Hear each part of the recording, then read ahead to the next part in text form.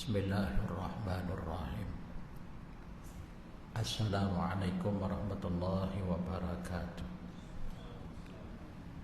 Alhamdulillah. Alhamdulillahillazi anzala ala abdihil kitab wa lam yaj'al lahu 'iwaja.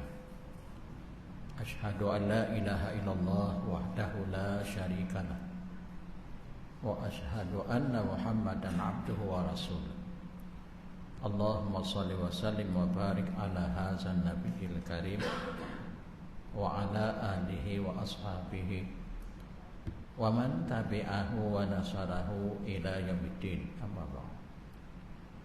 Yang dihormati lagi dikasihi saudara pengurusi, Tuan Imam, saudara yang menganjurkan pengajian kita pada malam yang berbahagia ini, ahli-ahli jawatan kuasa, seterusnya muslimin muslimat, hadirin hadirat, tuan-tuan dan puan-puan, para jemaah, anak-anak yang dikasihi sekalian.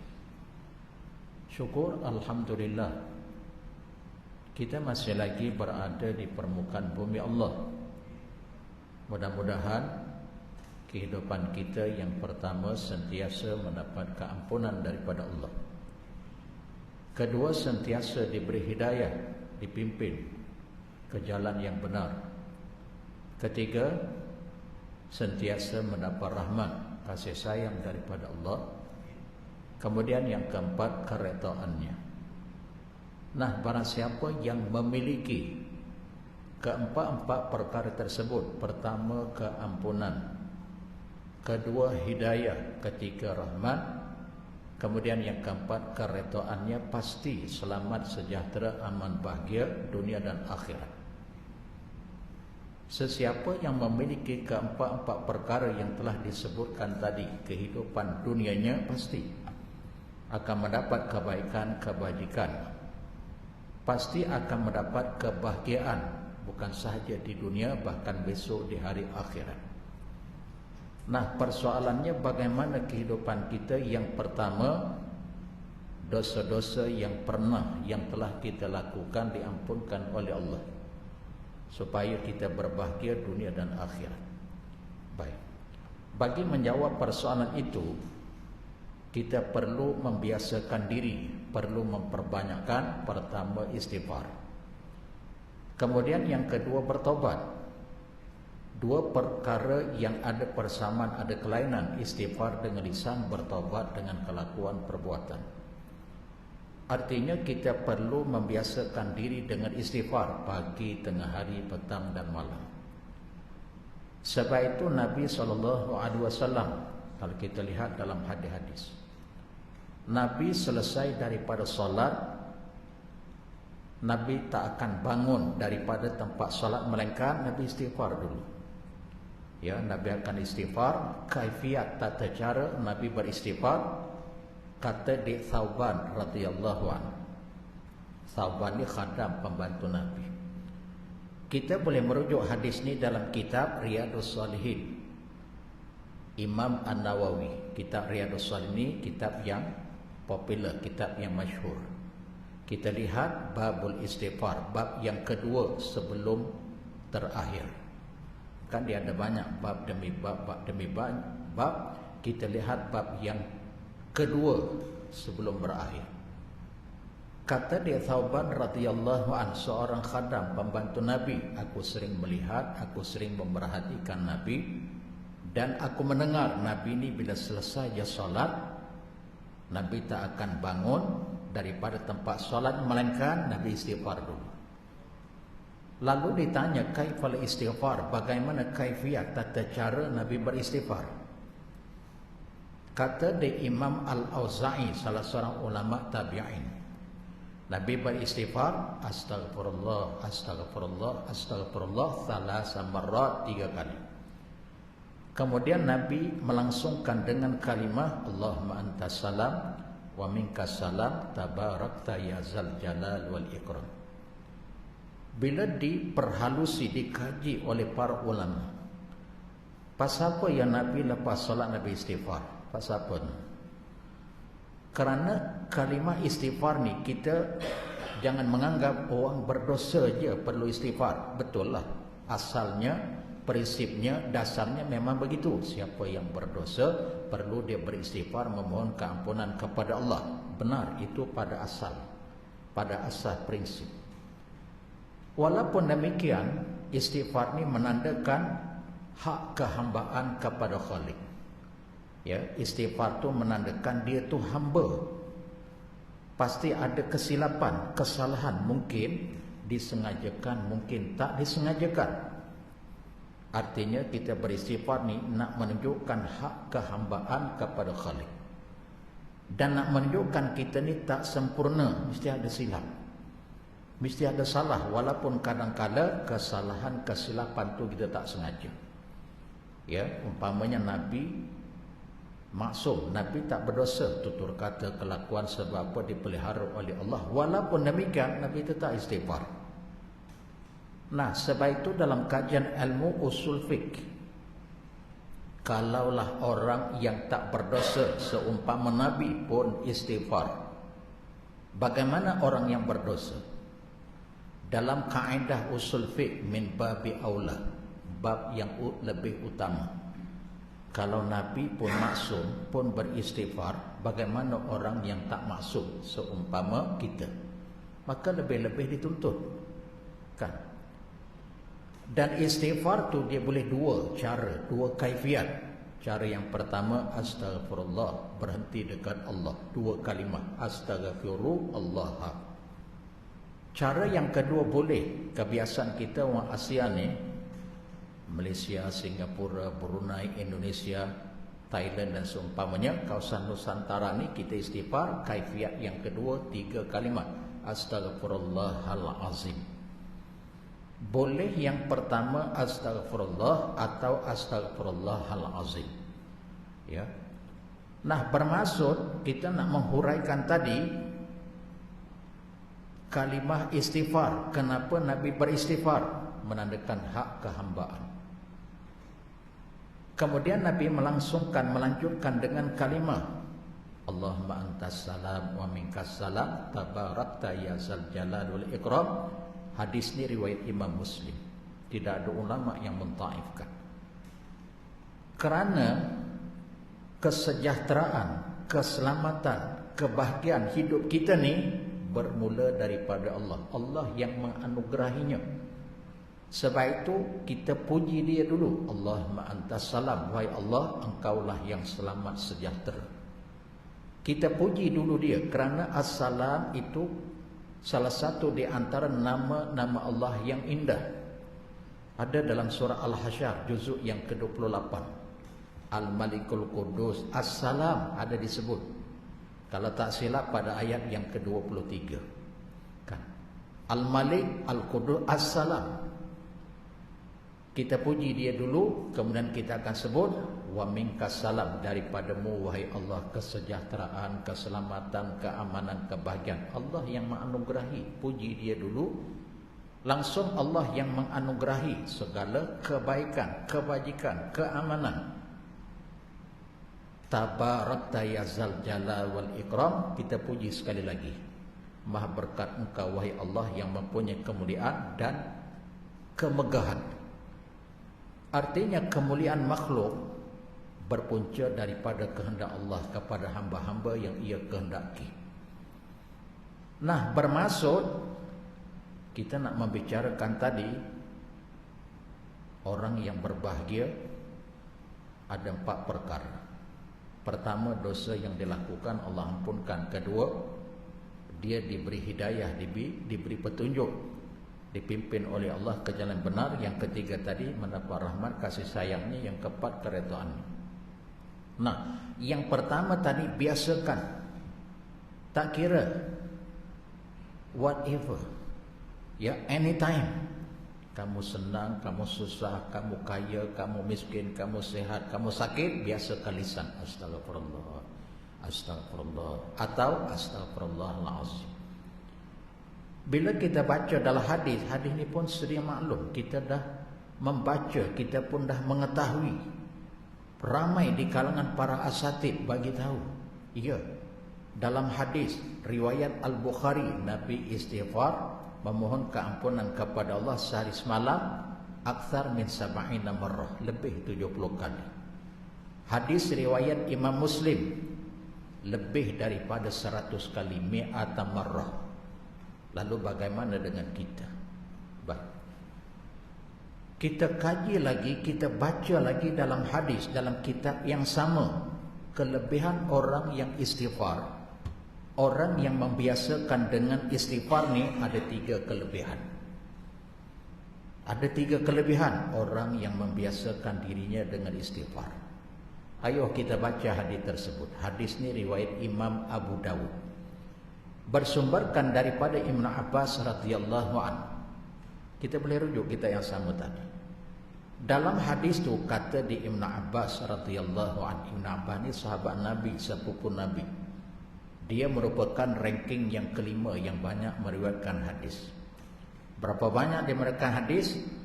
1660 buah hadis. 1660. Boleh ingat ya? Jangan lupa. Mudah je nak ingat. Ibn Abbas radhiyallahu anhu sahabat Nabi, sepupu Nabi, ranking yang kelima yang banyak meriwayatkan hadis. 1660. Kalau ditanya lagi siapakah sahabat Nabi yang paling banyak meriwayatkan hadis, kita ulang. Pertama Abu Hurairah, 3.700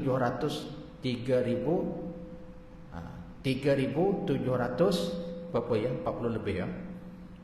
Yang pertama Abu Hurairah, yang kedua Abdullah ibn Umar, yang ketiga Anas bin Malik, yang keempat Aisyah radhiyallahu anha, yang kelima Ibn Abbas, yang keenam Jabir bin Abdullah, kemudian yang ketujuh Abu Sa'id Al-Khudri. Baik, kita tinggal bab tu dulu. Dalam hadis tu Nabi sebut begini, kata dia Ibn Abbas, dia dengar Nabi sebut, man lazimal istighfara ja'alallahu lahu min kulli dhiqin makhraja wa min kulli hammin faraja wa razaqahu min haitsu la yahtasib. Barang siapa yang membiasakan dirinya dengan istighfar, maka Allah akan menjadikan bagi si istighfar itu, bagi si pengistighfar itu, pertama min kulli dhiqin makhraja, setiap yang sempit dalam kehidupannya maka akan ada jalan keluar. Manusia ni tak kira siapa pun dia, raja, menteri, wakil rakyat, orang berpengaruh, berpangkat, berjawatan besar, orang biasa-biasa sahaja, ala kulli hal, bila namanya manusia, pasti ada kehidupan, ada waktu masa dia akan melalui dhiq, kesempitan. Mungkin kalau raja dari sudut keuangan dia tak pernah rasa susah, pasal dia raja. Atau dia menteri, atau dia wakil rakyat, dari sudut keuangan dia tak pernah susah, tapi dari sudut lain pasti ada kesusahan, ada kesempitan hidup. Contohnya kesakitan, ketidaksehatan, yang ni semua sama rata kan. Walaupun dia raja, dia menteri, walaupun dijaga seberapa baik akan kesehatan, makan keperbagan ubat, mau tak mau dia mesti sakit. Ya, bila sakit, resah, gelisah, gundah gulana, tak karuan. Nah, sebab itu yang pertama kelebihan orang yang istighfar ni, min kulli dhiqin makhraja, kesempitan akan ada jalan keluar. Lalu yang kedua kelebihan orang yang membiasakan diri dengan istighfar, wa min kulli hammin faraja, setiap yang resah gelisah, ham ini maksudnya ketidakkaruan hidup, kegelisahan. Pasal apa? Pasal susah, pasal sakit, pasal dihina, dicerca, dimaki hamun, dikondem, diumpat, difitnah dan seumpama. Maka dalam keadaan gundah gulana, resah gelisah, tak karuan ni, min kulli hammin faraja, Allah karungkai. Ya, kelebihan istighfar tadi. Nah, langsung yang ketiga kelebihan orang yang membiasakan dirinya dengan istighfar, wa razaqahu min haitsu la yahtasib. Allah akan menganugerahkan kepadanya rezeki jalan yang tak disangka-sangka. Apa maksud rezeki? Sesuatu yang baik yang sangat dicita-citakan oleh setiap individu manusia. Rezeki ini tak semesti duit. Kita jangan menganggap duit sahaja. Sesuatu yang menggembirakan seseorang itu rezeki. Contoh, lama dah kahwin, tak ada zuriat, alih-alih isteri sakit perut. Kan kahwin lebih dah 10 tahun isteri sakit perut, bang, bawa saya ke klinik. Ya, sakit perut. Suami pun bawa ke klinik. Doktor pun cek, doktor pun senyum. Wah, kita sakit, doktor senyum. Ada berita yang menggembirakan. Pasangan kamu, wahai si suami, kamu wahai si isteri. Apa dia sakit perut, apa pula yang mengembirakan? Kata di isteri, sakit ni doktor. Iyalah, sakit ini sakit yang mengembirakan. Memanglah sakit mendukacitakan. Tahniah, kata doktor. Biar betul doktor, apa yang tahniahnya, apa yang mengembirakan. Rasa percaya tak percaya? Tahniah kata, mengikut kajian, mengikut penglihatan saya, pengamatan berdasar pada teleskop dan seumpama dengannya, isteri awak sedang pregnant. Hah? Maksudnya lama berkahwin, lebih 10 tahun, tak pernah diduga, tak pernah dijangkakan ada zuriat. Masya Allah, wa tabarakallah, gembira dah. Kelebihan orang yang istighfar. Contoh yang lain, lama dah kita mendaftar nak pergi mengerjakan ibadah haji. Tengok dekat Tijari, sekarang ni dah canggih. Kita tak perlu pergi ke office bagi IC. Kita boleh cek dalam Tijari. Syaratnya kena daftar dulu. Kan, daftar. Kalau tak silap lah, tengok dalam Tijari 2-3 kali. Dia tengok nama, dia tengok IC. Kalau tak silap, 2 tahun yang lepas cek, lebih kurang 30 tahun. Tengok hai, lebih kurang 3 tahun akan datang. 2024 tahun depan, 2026. Masya Allah, 30 tahun boleh jadi 3 tahun. Tapi janganlah lowah bendul. Tahu lowah bendul? Pergi telefon tambah. Kalau tak silap tahun lepas 30 tahun ni saya cek 3 tahun. Oh, tak sah lah lowah bendul. Kan? Dan diam sudah. Maksudnya rezeki. Sebab kalau 30 tahun umur sekarang ni dah 60. Kalau ikut turn 30 tahun, 90 tahun, entah panjang ke umur tidak, entah sihat ke tidak. Kalau panjang umur, kalau 3 tahun tu ada kemungkinan 60, 63. Kan, Masya Allah. Nah, kita nak memfokuskan, nak membicarakan tentang kelebihan orang yang membiasakan dirinya dengan istighfar. Sangat ajaib. Apa maksud istighfar? Memohon keampunan kepada Allah. Apa kalimahnya? Astagfirullah. Apa maknanya? Aku memohon keampunan kepada Allah. 3 kelebihan yang tak ada kaitan. Biasakan mulut. Astagfirullah, astagfirullah. Kesempitan akan ada jalan keluar. Keresahan akan dirongkai oleh Allah. Yang ketiga, Allah bagi rezeki, jalan yang tak pernah diduga. Baik, kita tinggal waktu dulu. Bila kita rujuk di dalam Al-Quran, ada tak kalimah istighfar yang Allah perintah dekat kita sebagai hambanya? Oh, banyak. Di antaranya dalam surah An-Nisa, juzuk yang kelima ayat 106. Allah akan berfirman, wastaghfirillah innallaha kana ghafurar rahim. Yang bermaksud memohonlah olehmu kepada Allah. Wastaghfirillah itu fi'lul amar. Memohonlah olehmu kepada Allah tentang dosa. Maksudnya mohon apa? Kita buat dosa, buat salah, buat mungkar maksiat dengan Allah. Wastaghfirillah, minta ampun kamu ke Allah. Innallaha kana ghafurar rahim. Sesungguhnya Allah itu sangat pengampun. Ya, sangat pengasih. Tengok ya. Saya takut yang hujung tu silapnya.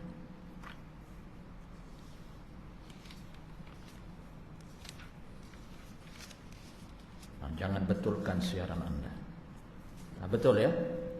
Innallaha kana ghafurar rahim. Sesungguhnya Allah itu ghafura. Ghafur sangat pengampun.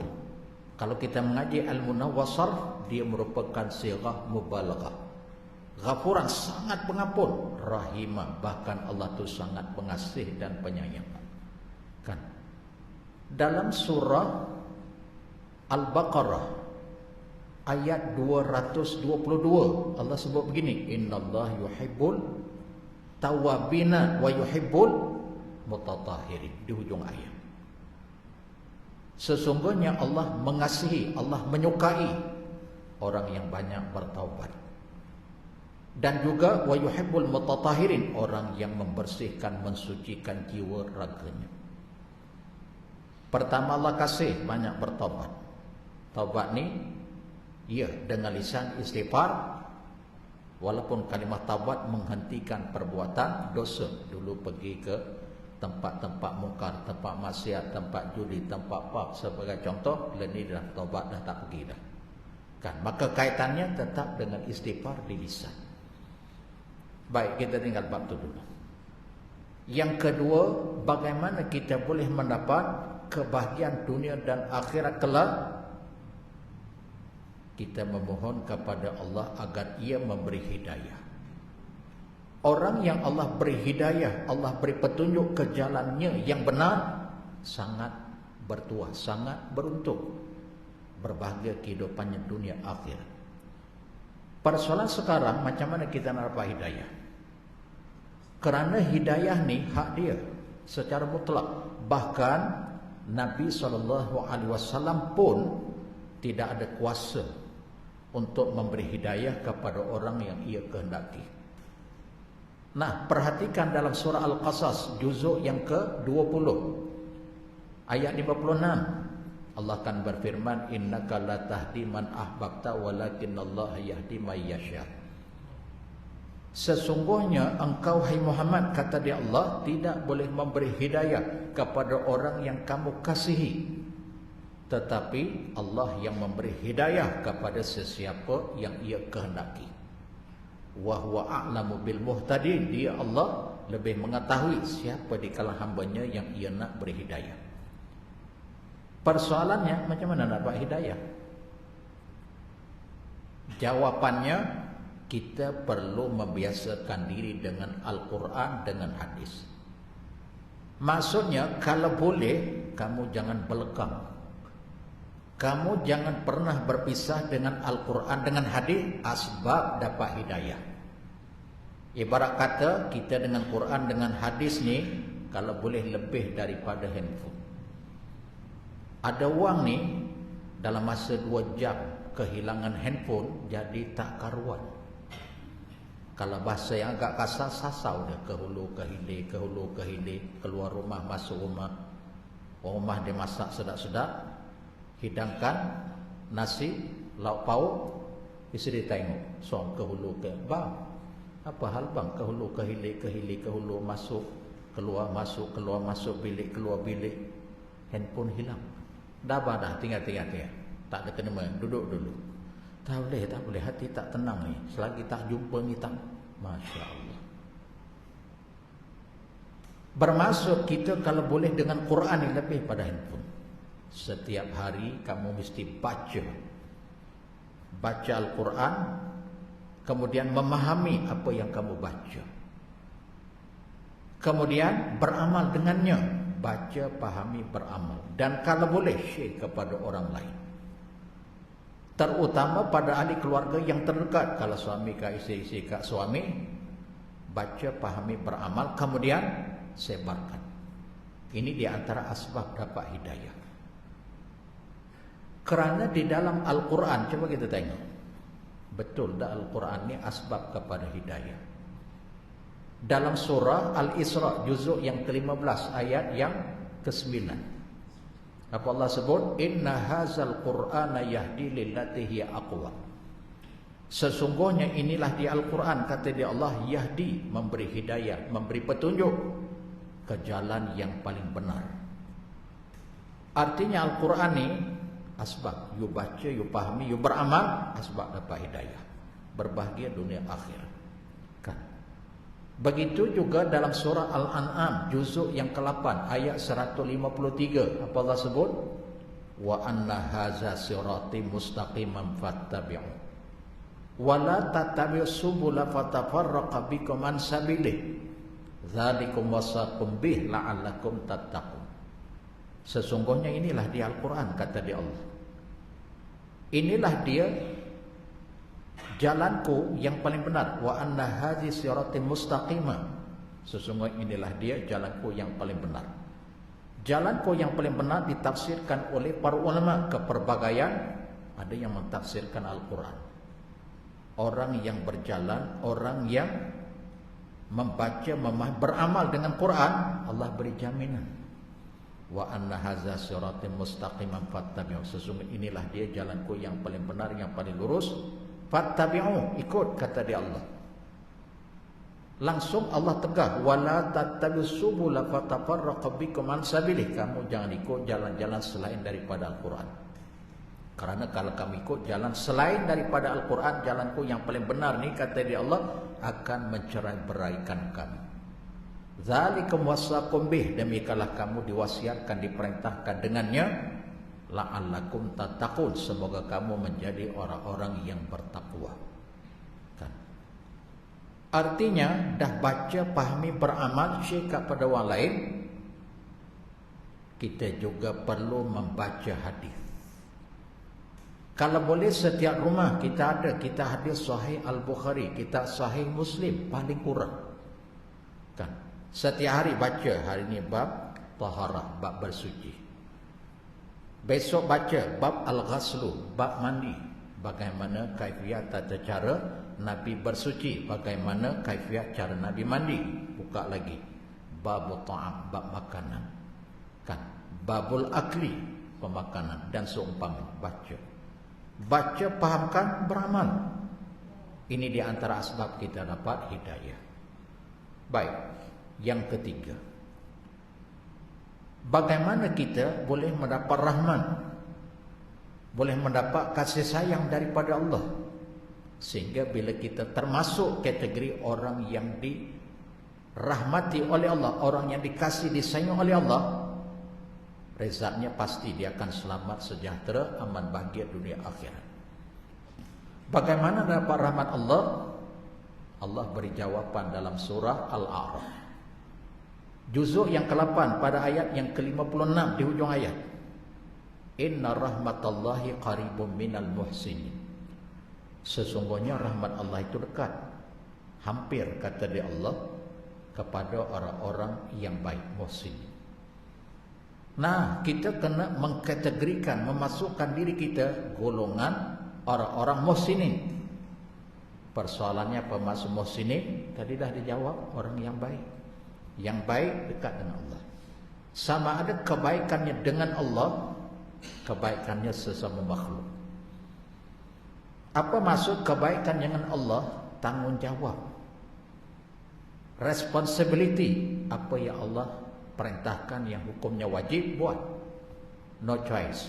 Apa yang Allah hukumkan sunat, walaupun ada choice, boleh buat, boleh tinggal. Cuma bezanya buat berpahala, meninggalkan tak berdosa. Karakter, sikap, sifat seorang mukmin, dia pasti berusaha sedaya upaya buat juga, walaupun betul ada pilihan, buat pahala, tak buat, tak berdosa, tak mengundang kemurkaan Allah, tak dinerakakan besok di hari akhirat.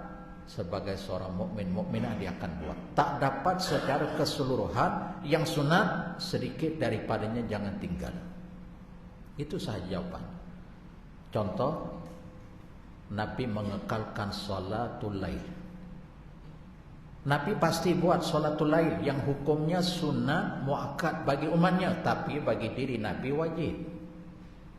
Coba ya, kalau Allah hukumkan salat malam hukumnya wajib, pakak ramai kita berdosa. Pakak ramai di kan kita berdosa, barangkali ustaz-ustazah pun berdosa. Tapi tak diwajibkan salat pada waktu malam, hukumnya hanya sunat muakkad bagi umat Nabi, tapi wajib bagi Nabi, wajib khususiyah. Berapa rakaat Nabi salat pada waktu malam? Aisyah radhiyallahu anha meriwayatkan dalam hadis sahih Al-Bukhari dan Muslim. Nabi solat pada waktu malam ni, maka yazidu fi Ramadan wala fi ghairi ala 11 rakaat. Adalah Nabi, kata dia Aisyah, Aisyah cerita dekat para sahabat yang lain. Pasal dia isteri Nabi, dia lebih tahu perbuatan Nabi, kelakuan Nabi, ibadah Nabi. Tidak adalah Nabi ni dia solat pada waktu malam sama ada dalam bulan Ramadan atau selain daripada Ramadan. Bila Nabi solat, Nabi tak lebih daripada 11 rakaat.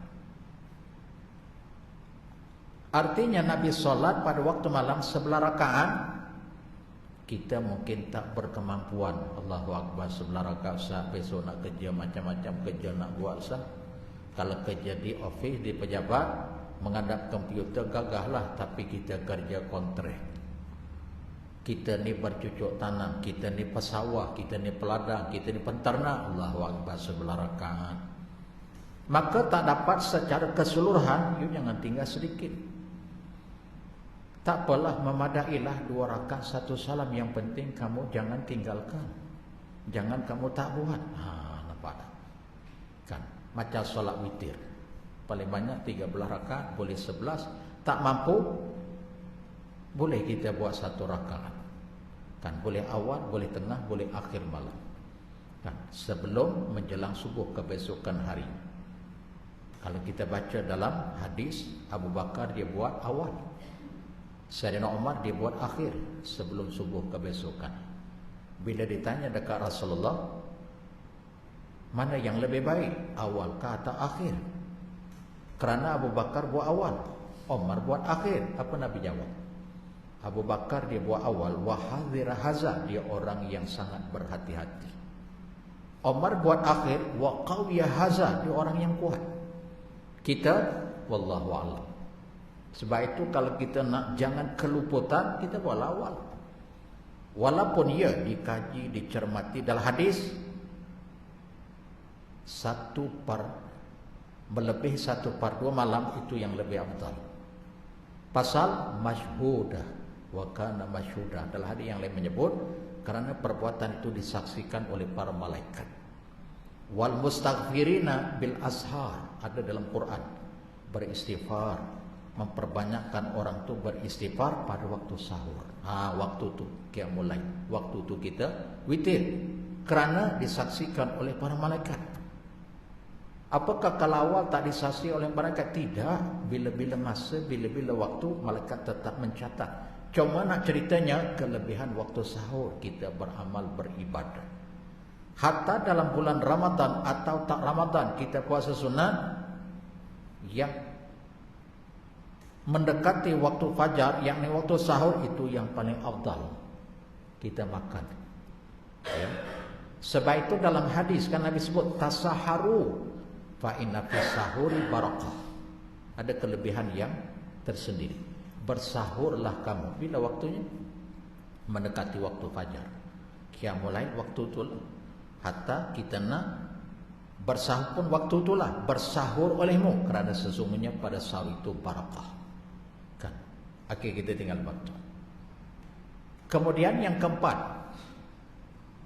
bagaimana kita boleh mendapat redha Allah. Yang musim ini tadi uraiannya luas. Apa yang Allah perintah, yang wajib kita buat, yang sunat diperbanyakkan mengikut kemampuan kita. Tak dapat secara keseluruhan, jangan pula kita tinggal sebahagian daripadanya.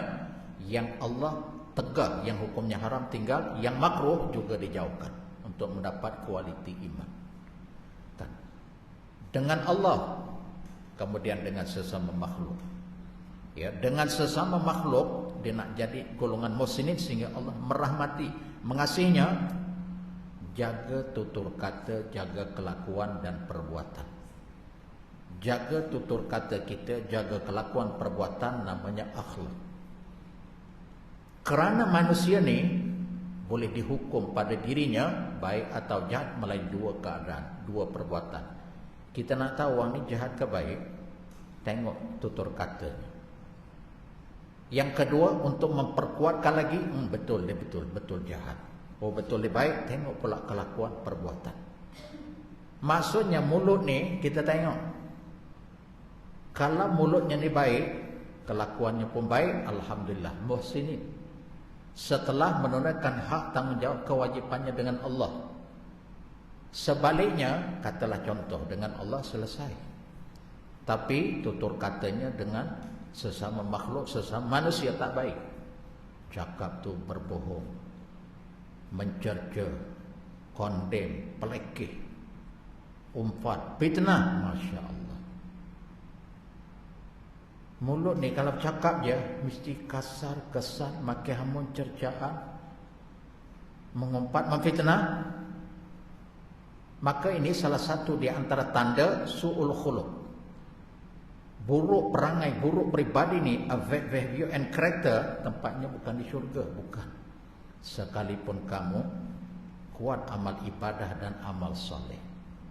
Ingat tak dalam hadis ketika sahabat mengadu kat Nabi, seorang jirannya ni waktu siang apa kelakuannya? Waktu siang berpuasa, waktu malam qiyamul lail. Bukan mudah kita nak puasa setiap hari, nak memperbanyakkan puasa setiap hari, ini bukan mudah. Ramadan tu yang kita puasa sebab wajib je. Cuba kalau hukum sunat, pakai amal yang tak apalah aku cari pahala, sunat yang lain lah, tak apa puasa. Sunat ni mungkin aku tak dapat buat, tapi aku boleh buat pahala sunat yang lain. Tapi dah oleh kerana puasa bulan Ramadan wajib, mau tak mau kena puasa. Seorang hamba Allah ni, si perempuan ni kuat, ibadahnya siang puasa, ibadah dengan Allah. Malamnya qiyamul lail. Kita nak mengekalkan qiyamul lail setiap malam, nak qiyamul lail bukan mudah. Tapi apa kejahatannya? Dengan jiran tetangga tak merasa aman dengan dia. Mulut ni jahat, jiran yang pertama, jiran kedua, ketiga. Bila hal itu diadukan kat Nabi, apa Nabi jawab? Hiya min ahli nar, kata dia Nabi. Dia adalah ahli penghuni neraka. Tengok. Yang boleh mensyurgakan, yang boleh menerakakan hanya Allah, hanya Nabi. Manusia dia tidak ada hak, ini ahli syurga, ini ahli neraka. Kita tak boleh fokus begitu. Kita boleh menerangkan tanda-tanda ahli syurga bagian-bagian, tanda-tanda ahli neraka bagian-bagian. Tak boleh langsung direct. Yang boleh direct hanya Allah dan Nabi. Hiya min ahli nar. Kan direct, dia adalah ahli neraka, dia adalah penghuni neraka. Kita selain daripada Nabi, kita tak boleh hukum begitu. Ini neraka, ini syurga. Kita boleh menerangkan sifat-sifat ahli syurga begini. Walaupun keputusannya Allah yang menentukan. Ciri-ciri ahli neraka bagian-bagian, apapun Allah yang menentukannya. Kita boleh menghukum secara umum. Allahu Akbar, tak pernah ke masjid, tak pernah ke surau, tak apalah, mungkin dia solat di rumah, masih berhusnuzan. Rupanya isterinya datang ke masjid, datang ke surau. Saya datang ke masjid, ke surau ni, suami tak pernah menghalang. Tapi itulah saya sedih, suami saya tak pernah sembahyang. Jangankan sembahyang, puasa, saya bukan nak ma'aikan. Tahulah kita, tadi kita masih husnuzan. Walaupun begitu, kita tak boleh kata neraka. Pasal kokoklah satu hari nanti, last minute, akhir hayatnya, mungkin kita tak tahu. Sehari sebelum meninggal, dia dah bertobat, dia ke masjid. Kebetulan dia ke masjid, ke surau waktu subuh. Kita kebetulan pula kita tak hadir. Subuh ke surau, lepas tu zuhur dia ke surau, asar, maghrib tu dengan kuliah, berlindangan air mata. Waktu isyak, lepas tu dia pun berdoa, ya Allah, aku ni banyak dosa, ampunkan dosa. Kita tak melihat, kita tak mengetahui. Keluar je, sikit lagi nak melangkah pintu masjid, pintu surau berdebuk jatuh. Agak-agak ahli syurga ke ahli neraka, wallahu a'lam. Tapi saya nak fokus tadi, kita tak boleh hukum dia neraka, syurga, kita tak tahu. Macam orang yang dihukum gantung sampai mati, kita tak tahu. Kok di dalam penjara tu, betul-betul kita tak menafikan. 302 kanun keseksaan, bunuh, dia balas bunuh, betul dia bunuh. Tapi mungkin dalam penjara tu dia bertobat, dia beristighfar, mana kita tahu, kita lah dia bunuh orang, wajarlah hakim gugurkan hukum bunuh. Tak tahulah dia. Itu di dunia dah kena hukum gantung. Akhirat lagi azab. Masya Allah. Kok dia bertobat, kita mana kita tahu. Mana pernah kita menengok dia bertobat, dia berzikir. Betul, itu kesalahan di dunia. Tapi apapun syurga neraka, itu hak Allah. Allah yang hukum. Kita mungkin kita boleh jawab, mudah-mudahan Allah mengampuni dosanya. Di atas dosa yang besar dilakukan, apapun Allah. Mungkin dia bertobat, silahi bulan dia lebih baik pada kita. Mana kita tahu. Tuan-tuan ingat tak dalam hadis yang dihukum, ya, direjam dia. Bila nak disolatkan, Umar menegah, jangan solat, berzina. Apa Nabi jawab? Dia dah menerima hukuman di dunia. Kok-koklah dia bertobat, silahi bulan, dia lebih baik pada kita, bosnya. Sebab itu kita jangan hukum pada zalim. Nak cerita dia ni syurga neraka, itu hak Allah. Kita cuma boleh menerangkan tanda sifat ahli syurga begini, tanda sifat ahli neraka begini. Artinya nak jadi golongan muhsin ini, kita kena jaga dua perkara. Hak kita dengan Allah, hablum minallah, langsaikan, selesaikan, tunaikan, tak pernah berakhir. Berakhirnya sehingga dia qalu innalillah, atau hilang ingatan.